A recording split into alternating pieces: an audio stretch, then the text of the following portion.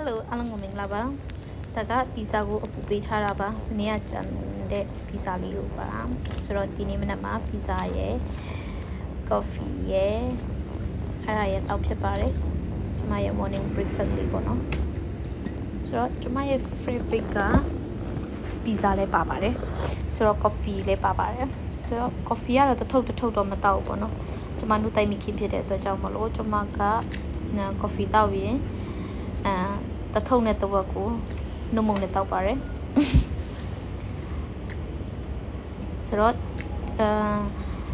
ဒီဗီဒီယိုကြည့်ရှုနေကြတဲ့သူတွေလည်းเนาะပီဇာကြိုက်တဲ့လူရှိလားရှိကျမနဲ့ try လို့ရပါတယ်เนาะဆက်ချပါအောင်ရန်ကိုရတာရှိပါတယ်ဒီပီဇာကဥကိပိနန်းမှာရှိတဲ့ Mojo and Co ကနေဖြစ်ပါတယ်မြို့သားလှုပ်လှုပ်တဲ့ဆိုင်ကပါတော့စားဖြစ်တာညကတော့စားဖြစ်တာဆိုတော့၃ချက်ပဲစားနိုင်တယ်အဲ့နဲ့မနေ့ကျတော့ကျမပြယူလာခဲ့ရ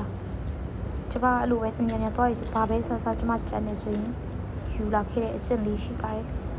အပြိုတွေကလည်းလိုပဲအခုကလေးရတော့လည်းအဲ့လိုပဲ